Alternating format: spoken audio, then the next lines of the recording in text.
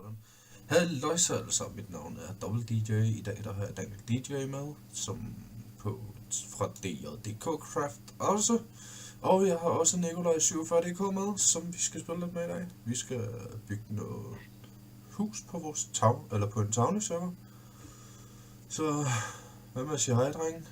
Hej. Goddag. Sådan. Så er der kraft med 3. Så røg træet. Gigatræet, som Daniel 64 og 26. Og Daniel han skal sørge for vores tag, som han vælger at lave af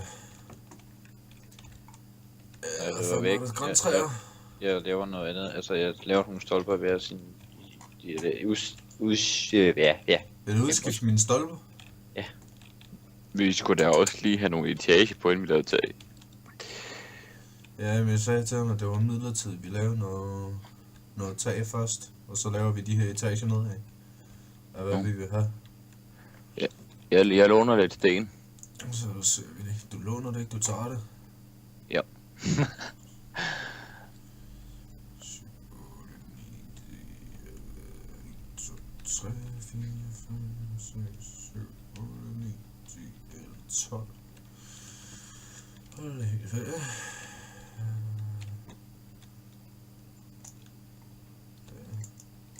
Ej, så kom der ikke nogen sapling ud af det.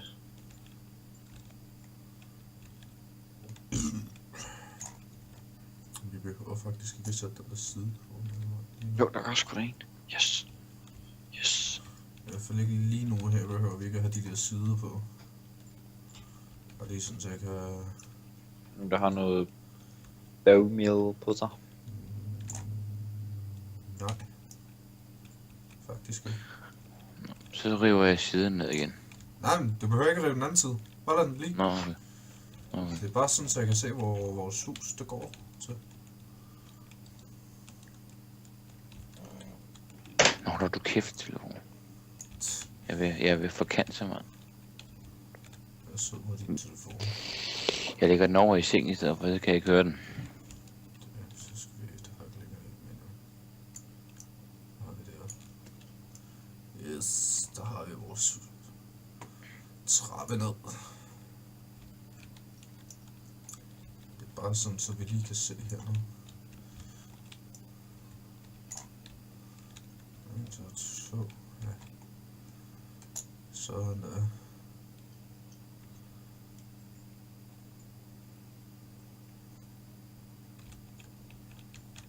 Wow. Halløjse så. Hvad, Nikolaj, har du allerede gravet næste etage, uden jeg vidste det? Hvad?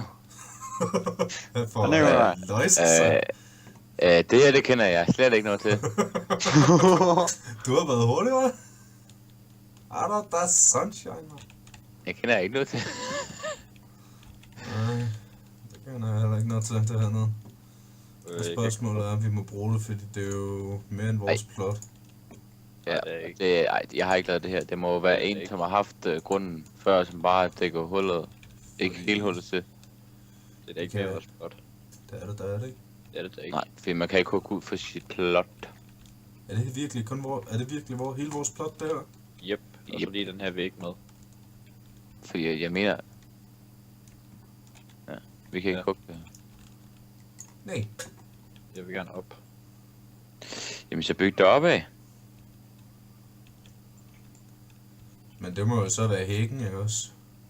Jo. Der går lige ned under den her mur her. Jeg skal lige min telefon. Den er ved at miste livet, så jeg må lige sætte noget. Har du stadigvæk ikke fået købt den telefon? Nej, men det gør jeg snart. Jeg køber snart en iPhone 6 Plus. Ved du hvad, det kan jo være, at vi kommer til at gå på samme uddannelse, så hører jeg. Skal du også gå på jagtvej? Muligt. Nej, der er ingen, der sagde, at du skulle ud på det der... Skal du ikke ud og gå på derude, hvor det der mekaniker og alt det der lastbilsting? Jo, men det skal jeg først efter grundforløb 1. Nå, ja. Og hvad er det for et grundforløb? Det er grundforløb, hvor det er med der er åbenbart rykket et eller andet mekanikerdel op på jagtvej. Det er ikke sådan helt 100% mekaniker, men det er hvor man lærer om det og sådan noget. Jeg har hørt, at mekanikerne de er rykket ud Jamen, Hvad de hedder er det også så? rykket ud på... Ude på jagtvej. Ja, altså alle deres grundforløb er rykket ud på jagtvej. Nå, Både grundforløb og hele lortet er rykket ud på jagtvej. Det er hvad jeg har hørt. okay. Og så er det ikke under samme uddannelse, Daniel, som du sagde. Nej, altså det er ikke samme uddannelse, som du skal have. I kommer bare til måske at gå på samme sted. Ja, ja. Altså, hvad jeg har forstået på det møde, jeg var på, der de første 20 uger, der skal jeg gå på jagtvej, og så rykker jeg så videre til malervandet. Okay. Det kan da godt være. Hvis jeg så alligevel også skal gå i skole i 4 år, ikke også, så for at være færdiguddannet, så kommer vi nok til at se hinanden et par gange. Ja. Nå, men så skal vi jo bare have hugget hele det her rum op, eller hvad? Ja, det skal vi. Altså, skal det bare være på grundens størrelse, som grundens størrelse, eller hvad? Ja, Det er i orden. Har vi ikke mere af det der sten her? Det er som vægten er lavet af. jeg har en på mig. Og der er 5 i kisten. Du kan da bare tage noget sten i kige. Der er 50 i sten i den sidste år. Nå. Så Nå, jeg begynder op. meget. Der kan vi smadre til. Skidesmart, hva'? Hvor meget her kan vi smadre, det vi kan smadre. Okay, nå, men der er også et rum herinde. Det er da fedt. Ja, men vi kan bare ikke bygge her inde i selve rummet. Det må så være ham, der har haft plot Det før. er så også fordi, at det er uden for vores plot, det der. Ja, det er fordi, at jeg tror bare, han har sat jord oven på alle huller og alt sådan noget. Bare ikke givet at fylde hullerne op. Når du vil lave en etage mere allerede, eller hvad? Nej? Ja. Nej, Sherlock. Og hvorfor har Nej. du sat den skævt? Det er nok fordi jeg laver et tag, der gør sådan ligesom et rigtigt tag. Jamen, skulle vi ikke have etager? Jeg kan altid fjerne det. Du kan altid lave flere etager senere, jo. Når vi har lavet de her etager, som vi blev enige om før. Nå, okay. Men ja, jeg tænker da, vi kan da starte ud med 2 etager, så går det her op. Det var, hvad var det her, der var? Det var, hvor vi kunne... Det her, ovenpå hvor vi går, Nikolaj. Mm. Det bliver der, hvor vi, hvad hedder det så? Der, hvor vi har alle vores kister og sådan noget til at starte med. Mm. Hernede, det vil være crafting rum og sådan noget.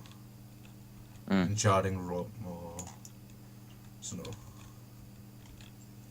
Hvor vi kan reparere vores gear, og vi sætter nogle pæle, eller nogle af de der armor stands op hernede og sådan noget, sådan, så vi kan lave vores armor, hvis man kan lave armor stands mere. Kan jeg ikke huske, at man kan i det normale? Kan man godt. Okay. Super.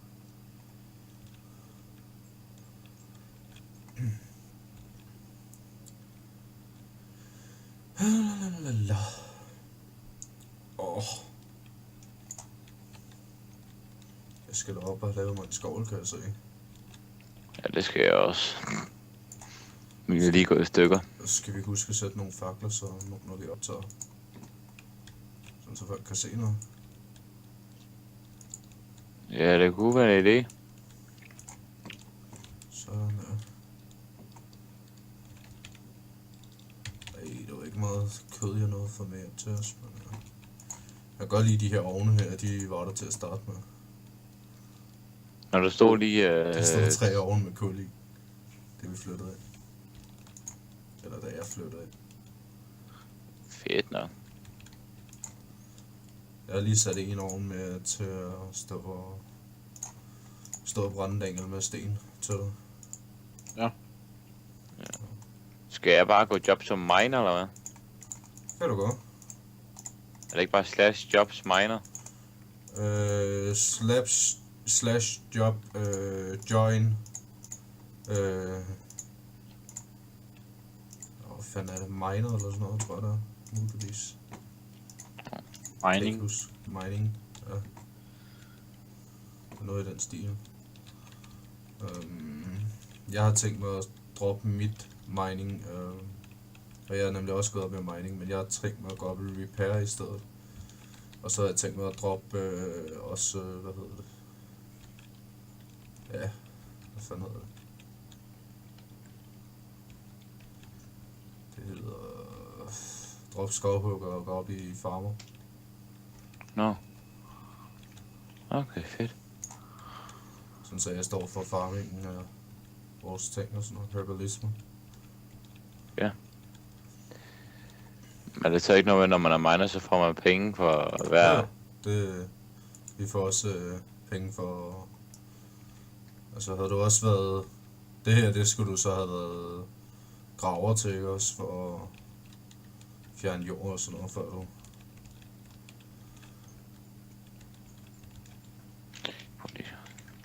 Så bal. Ja, 250 coins sejr. Eller kroner, eller hvad vi kalder det på den her.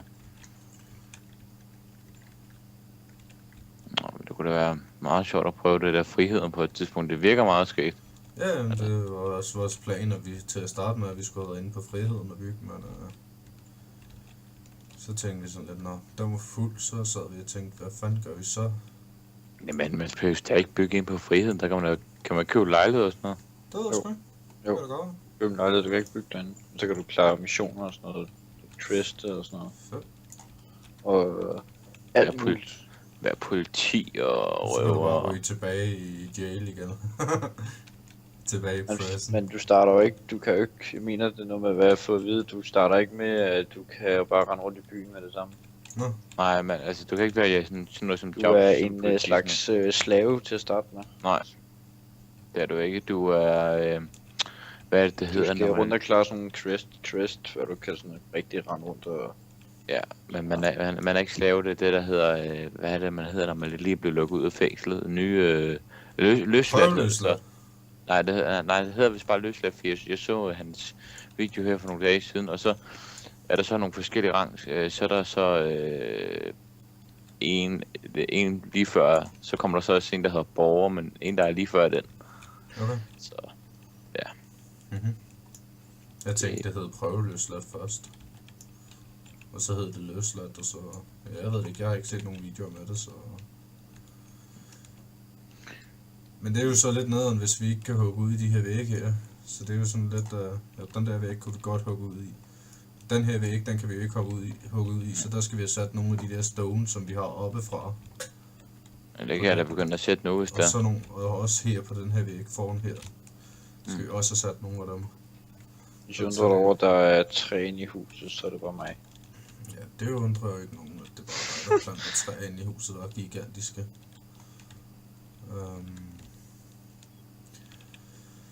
Loftet ved jeg ikke, om jeg skulle lave det der orange træ i.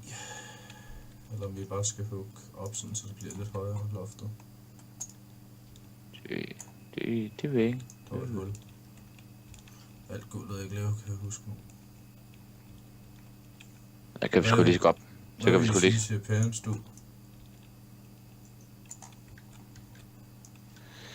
Jeg tror det bliver pænt nok med det der træ der. Jeg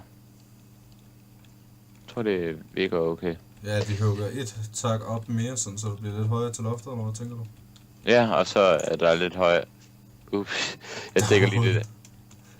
Jeg dækker det lige til. Fordi jeg kan godt lide, at rum, når der er højt til loftet, det der med, der, hvor der for eksempel 2 hår, hvor man lige kan være der, det kan jeg ikke klare. Nej. Normalt, når jeg laver huse, Ja, det her der kan vi også 3. godt hoppe rundt. Ja.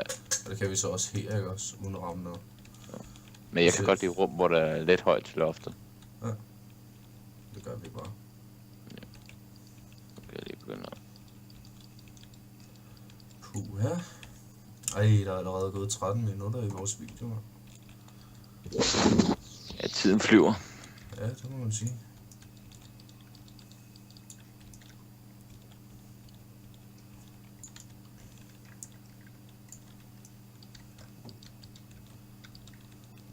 Sådan der. Så kan man da se, at der bliver... Er der nogen af jer, der lige gider at gå op og smadre det her træ med super øks?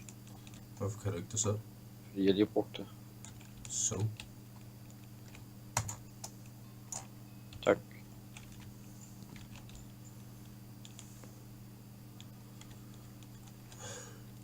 For dævlen der.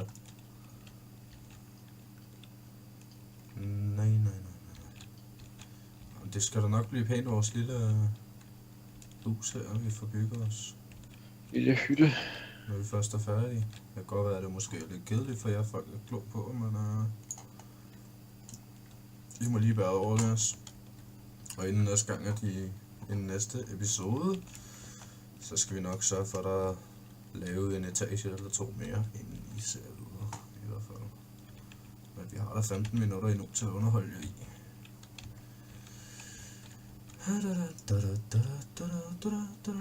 Jeg håber virkelig, en af de dage, han falder ned i det her hul, jeg laver nu. Det kunne sgu være meget sjovt. Jeg synes, Daniel, han blev så stille. Spurt. Svaret. Som var klar. Okay. Jeg ved ikke lige. Jeg ved ikke, hvad fanden du fabler op. Jeg vidste ikke, at du var til ældre kvinder. Det vidste jeg sgu heller ikke. Eller hvad? Og slet ikke min mor. Nej! Der faldt jeg ned i. Det var ligesom den person, vi spillede med inde på Farming Simulator, Ja. kunne Daniel altså Ja. også godt. Nej, det var... Skriver han da lidt hjerter og sådan det, ikke? Eller hvad? Nej, det Nej. er skidt, så kommer jeg ikke. Dog ikke. Så bare og drillede ham lidt med det. Skal det være den højde her, eller skal vi sætte noget lige under? Jonas, hvad tænker du? Altså, skal det være helt op til, så vi bruger gulvet og så taget som det samme? Ja, det synes jeg. Okay. Og det vil da se pænest ud, ved det ikke? Jo, men vi får bare lige et problem. Hvad? Og det er her. Så ved hækken, der vil de jo se, så er der 3 i stedet for jord. Eller vil de ikke lægge mærke til det? Det ved jeg sgu ikke, om man vil lægge mærke til. Du må gå op og kigge og se, om man ser det. Altså, der står bare, at man ikke må fjerne hækken. Der står ikke noget om, at vi ikke må... Har I slået det der automatisk op fra? Ja, jeg bryder mig ikke om det. Det er også... Og jeg mener også, det er noget med, at Daniel han har slået det fra. Det er også... Okay, man kan godt se det, men... Det er ikke Tror sgu alverden, du ser det, vel? Nej. Tænker Og det er også for dem, der hvis de andre, de ikke har... det på, nu kan jeg jo kigge igennem buskene og sådan noget. Der er der jo nogen, der ikke har på. jeg. Ja. Og hvis de har et Texas pack på, så... Jeg går også ind og slår automatisk op fra. Jeg skal bare lige finde det. Jeg kan guide dig lige om lidt, når du er vores fine lille Minecraft er færdig. Der skal i hvert fald noget mere lys heroppe. Der er meget mørkt herinde, vil jeg sige. Er der meget mørkt? Der er meget mørkt, når jeg optager i hvert fald. Jamen, Fordi ved det du er, hvad? jo, det er jo mørkt træ, han bruger, så det skal man altså lige tage højde for. Når det er mørkt træ, så... Så laver jeg nogle flere fakler. Hvem har ramt med pindene? Det har jeg sgu nok. Ja, det havde jeg. Værsgo. Super. Jeg rent med pindene. Det er bare indtil vi får kommet i nettet og fået hentet noget glowstone. Ja. Altså, og det gør vi jo ikke lige nu og her, fordi jeg har ikke rustning til at tage i nettet lige nu. Nej. Det har jeg nok, men... Jeg vil ikke rigtig lige tage i nettet lige nu her. Jeg synes jo, vi skal få lavet på vores hus, så vi kan lave det. Hov.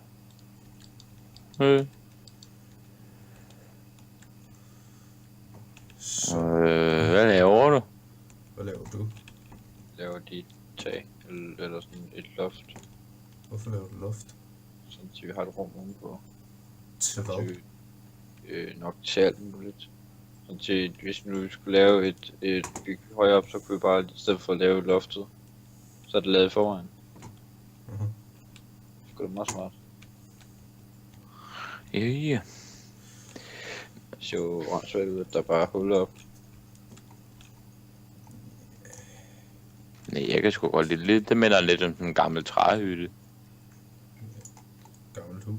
Gammelt Gammel norsk træhytte, der var også bare helt op til. Det ser fedt ud. Ja, de er jo rigtig fede, de der norske træhytter der. Og det er utroligt, hvor varmt de egentlig er. Eller hvor varmt de egentlig er. Jeg så det godt. Det var lidt ærgerligt, at du ikke bare rendte ned. Så. Der. Der forsvandt Nikolaj. Hvor skal du hen? Jeg skal ikke hjem, jeg skal videre. Ja. Nå folkens, mit navn det var Double DJ, og vi ses i næste episode.